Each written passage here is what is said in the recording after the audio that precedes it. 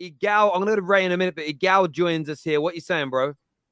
You guys celebrate, enjoy it, but the reality is your club is still a mess. This doesn't change anything in the short term. No, we got to play you, Igal. 1 second. This is the reality, though. Graham Potter getting sacked. He's a sacrificial lamb because football is terrible. The owner is the real problem. He's the one who brought him in. He's the one who decided to keep him. He's the one who kept him, even though things were getting worse and worse and worse. You sign all these players. You make all these decisions. In the grand scheme of things, losing Roman Abramovich has led you guys to this point where you had this terrible manager, where you have this terrible squad, you have everything going on, and you're still holding on to if we kept Tuchel. It's not about if we kept Tuchel. The person at the top that's running your club doesn't know what the hell he's doing, and it doesn't matter until he gets the proper advisement and your club is run properly. You're not going to see much change. You're going to see a continuous cycle where maybe you sack managers or you continue to sign world-class players, but world-class players alone is not going to win you major trophies, major honors. You need everyone from the top down running well. And under Roman Abramovich, what you had was a place that was no nonsense. Under this new ownership, it seems like everyone's laughing and joking around. You guys are losing games. People are still smiling, talking about, oh, don't worry, we're going to get the next one. I'm not here to make fun of you guys.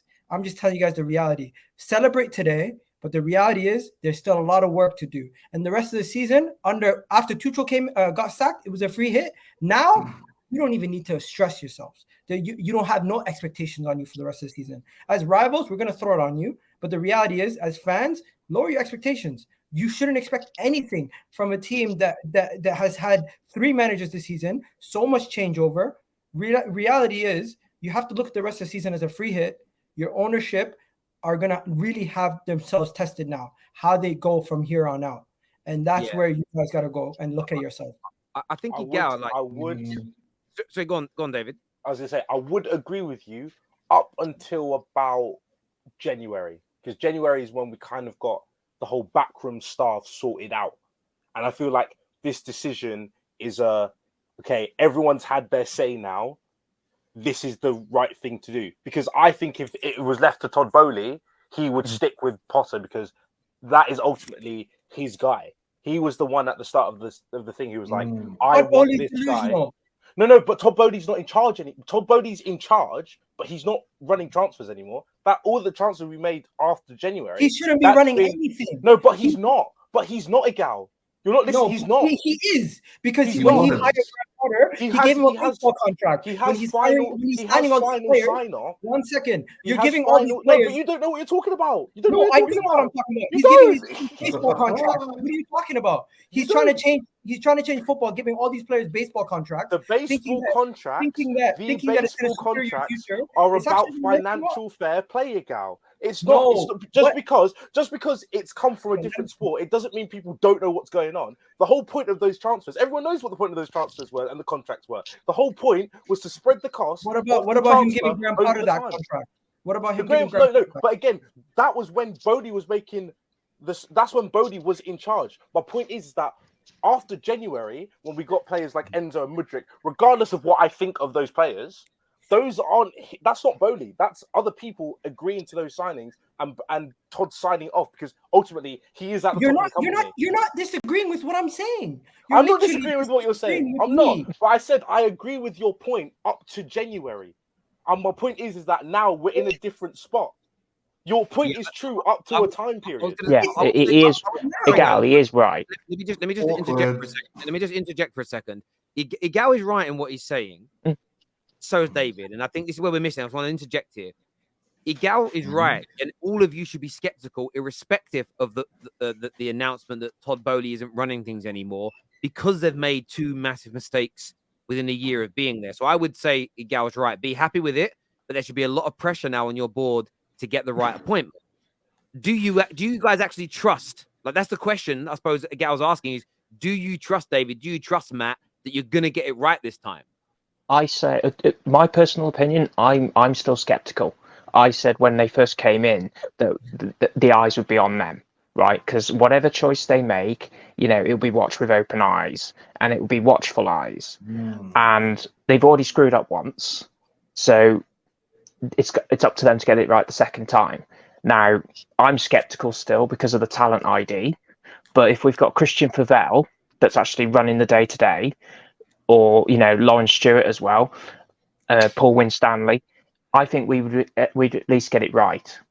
But if it was up to Todd Bohley, we would have Potter to the end of the season. Yeah. That's what I would say. There's a super chat here for Igal that it says, Igal, aren't owners allowed to make mistakes? Like Donkey.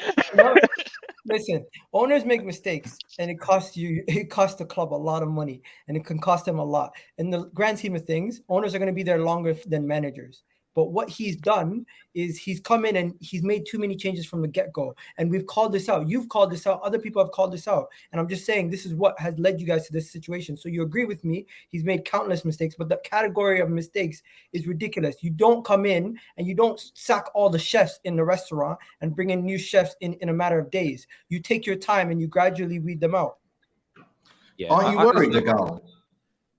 That what? You're, like Tom Little mentioned it earlier, it was better to play us with Potter than it is to play without. Aren't you worried now that we still got you? We could get 3 points like we used to do at the Emirates.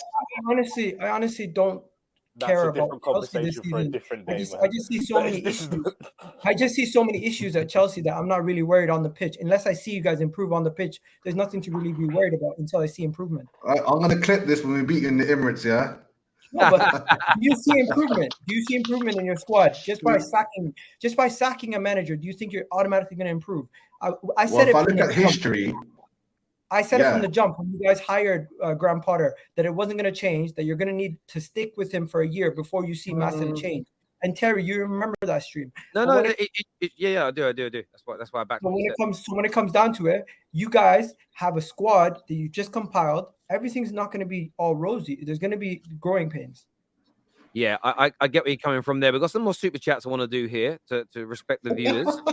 It says this is the problem with Bohley's model of paying over for players and managers and playing via amortization over years only works until you get rid. Well, that's very true. That's why they have to start getting it right. And we have to also wait and see. The news will come out and work out how much compensation they're paid. I get a feeling, I almost guarantee 50, 60 million was the quoted amount. I bet he's taken less than 10 compensation. So that will help. I think there's been a mutual understanding here. Owners cannot make mistakes when spending that much money. No, they need to restructure and clear out, is what Dan T has got to say. Mount's 30 GA last year was dismissed by your Chelsea panel due to being against bottom half teams. Now our attack can't get one. Spoiled plastic fan base. I don't think I said that. I actually was one of the only people who didn't cook Mason Mount last year. Terry, by the way, when they're cooking all these their managers and everybody else, who's the one person that kept saying Todd Bohley is the issue? You did. No, you certainly did. Look, whenever a club goes from manager to manager and it's poor, it's always ownership. It's always the people that run the club because they employ those people. And for me, I'm someone that I still think, and I stand by this, in the medium to long term, I think Chelsea are going to get this right. I think they will get it right in the end. That's why I think they should go for Julian. That's why I think they're going to go for Nagelsmann. I think it'll be very good for them. I think it's going to fit what they're trying to do. I'd go Luis Enrique, though. But you never know. If they do, by the way, do a shock and bring a Jose back, then my mind will completely change. Because then there's no plan. And if there's no plan, you're going to go backwards. George here says Chelsea are inevitable. With all that money they spend, they'll be changing very soon. It's just a matter of time, is what George says. Blaze says, Igal Bohley is not the reason we lost to Southampton or even Tottenham. The owners are not the problem. They literally just acknowledged their error. No, that's not true. They came in and they brought in the new manager. They came in, they sacked the whole backroom staff, got rid of Marina, got rid of Petacek and all these things. So who's to say if you still had some of those people back there, you would have had a little bit more consistency and continuity from the top down, which could have meant you get more wins. Igal, just because I feel like you made a point and now you're trying to equate that point for it to be the reason. When realistically, no matter how no matter what we did on the pitch to get players on there, we should have beaten Southampton. Spurs is okay. Spurs is what it is. But there is. It's a mix. Again, Igal, we're agreeing, but it's coming out in different ways. It's what I was responding to the super chat was the super chat saying that doesn't excuse why we lost to Southampton. Yes, it doesn't excuse why you lost to these teams, but it can you can understand why your team is in the state that you're in because of the decisions that led up to it. Yes, but my point is that yes, we may not have had consistency, but even with that inconsistency, we shouldn't be this bad, and that's where the whole thing of let's get rid of Potter comes in. This is what inconsistency causes, a shambles of a football club. Igal, even you with your opinion, if I'd asked you after 28 games where would Chelsea be, you would not have said on 38 points in 11th. You wouldn't have. You wouldn't have. I wouldn't have, but the reality is I had no expectations for you guys. I expect you guys so Igal, my point is that somewhere in that gap between your opinion of this is going to go awfully to where we actually are currently, I think I'm being quite balanced. I don't know what you're talking about. No. My point is that Potter has to be that gap because you even saying there's inconsistency. I don't like the signings you guys are making, and Bohley has no idea of what he's doing. Even with all of that information that you knew you had, you didn't even think we'd be this bad. So that difference has to be Graham Potter. Hey, you want to know why you're this bad? You're this bad because Todd Bohley doesn't know what he's doing, and he's continuing. No, but Igal, you already knew that. My point is, you already knew that. This guy. Already knew that. Listen, just because we're going around the circle, please. Just because you know something's an issue, because you see the worst case. Now you're saying this is the worst case scenario. No, it could be worse. You could be relegated. So it's not the worst case scenario. The reality is Chelsea Football Club, this is what happens when you continuously have chop and change positions of key positions that make decisions at the club. And now you have a mess of a team that don't like the manager. You have a board who didn't trust the manager but continued to keep him in charge because the ownership made a decision and they wanted to stick by it. And they gave him a large contract. Their ego kept him in a job, continuously making you lose, drop points. And the reason why you continue to lose is because if this was an old regime, they would have sacked him a long time ago. They wouldn't have given as long as a contract. And this is why you're in the state that you're in today. You wouldn't have lost to the team you lost to the other day, Aston Villa, if you had another manager in after you gave him only a 2-year contract and a better terms where you can get rid of him a lot easier and you give yourself more flexibility. At the end of the day, as much as you want to give all the credit to Potter, when Potter leaves tomorrow, you lose another game, you won't have him to blame. You'll only have Todd Bohley. But I get that. Sorry, we'll come back to this in a minute. Sorry, because there's been some more breaking news that's come out. Stay with us, guys. So from Matt Law has said that the players have found out via the club website. They had no idea it was coming. The decision was led by Stewart and Win Stanley. So not Todd Bohley. He has said no immediate successor is lined up. But he goes on to state that Chelsea do not have to pay the full value of his contract that would have been £50 million. Another bit of information has just come out from Fabrizio Romano, who says, understand they've already made approaches for Julian Nagelsmann to be the new Chelsea head coach.